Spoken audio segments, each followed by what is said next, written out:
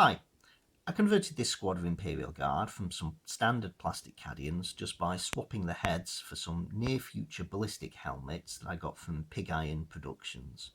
And you'll notice there's no heavy weapons team in this squad because I picture this particular army as being a light infantry unit where the heavy weapons are all concentrated in specific heavy weapons squads rather than distributed amongst the regular infantry.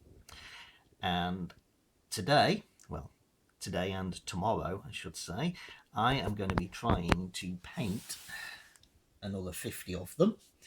In my last video, I painted 50 Space Marines over a weekend. I said then I probably wouldn't do it again, and I didn't think I could do it with Imperial Guard, but I'm going to give it a go anyway. And so I'll be starting off with spray undercoat in Chaos Black, and then for this army I'll be giving them a base coat of Zandri Dust. Okay, I've now sprayed these figures, and I've got to say it's a lot easier doing it at 10 o'clock in the morning than it was doing it between 3 and 4 in the afternoon in December when the light's starting to fade. But now it is time to move on to the hand-painted details. I'm going to start with all of the flesh, for which I'll be using Kislev flesh, and then I'll be giving it a wash of Reichland flesh.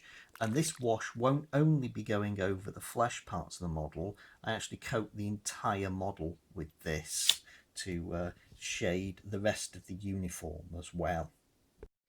Now that I've painted the flesh and shaded the figures, I'm going to move on to applying the camouflage pattern to the uniforms. And that is made up of two colours. First of all, Nurgling Green, and then Ulthuan Grey. And both of these will be applied in small dabs all over the uniforms, armour, and the backpacks as well. I have now finished applying the camouflage pattern to the models, and with the time standing at about 8:15, I've been at this for more than 10 hours today, and I think it's time to call it a night. So I'll be back tomorrow morning when I will be returning to Zandri Dust, and this time I'll be using it to paint the weapons and other pieces of equipment that are on the models. After having spent the morning painting their equipment with Zandri Dust, I am now ready to move on to the next stage, which is the metallics. And most of that will be lead belcher. There's also a number of them will be using Runefang steel on various blades, and one or two will have some details picked out in Gehenna's gold. I'll then be putting a wash over those metallics. Largely it's going to be Null Oil to dull it down, but there are one or two places, such as on plasma weapons and power weapons, where I'll be using Drakenhof Nightshade instead. Now that I've done the metallics, I can move on to the final details on these models, and for that I'll be using some Abaddon Black. This will be used on visors and grips and handles of weapons.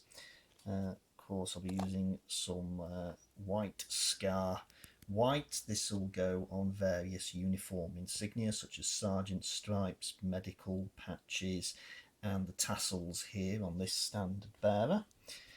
I've got some Mournfang Brown, which is for the handles of all the shovels, and a couple of the models have got ropes on the belts that will also be done in this. And then of course we've got the obligatory skull details on some models, which will be done in Screaming Skull and then washed with Griffin Sepia. Now that I've added the final details to the models, they are pretty much done, and the only thing outstanding is to do the bases, and for those I will use Dawnstone around the side of the base, and then the top of the base will be coated in Astrogranite textured paint. The models are now based, and I've put some banners that I printed out onto the standard bearers in each of the command squads, But now these 50 Imperial Guard light infantrymen are ready to join my army. It is coming up 20 to 7 on Sunday evening, so I've managed to paint them all up over the weekend. I think overall it probably did take me a bit longer than it took me to do the Space Marines. With the Space Marines, obviously I started a lot later on the Saturday. Starting earlier is easier, as I mentioned, when you can actually see what you're doing while spraying. Now these models were all mainly second hand, the two officers are brand new.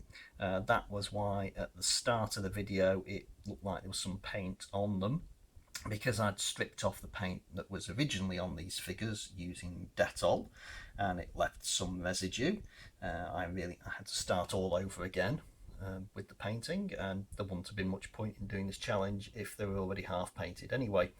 But I now know I can paint 50 Imperial Guardsmen in a weekend if I really put my mind to it, in spite of what I thought at the end of the first video.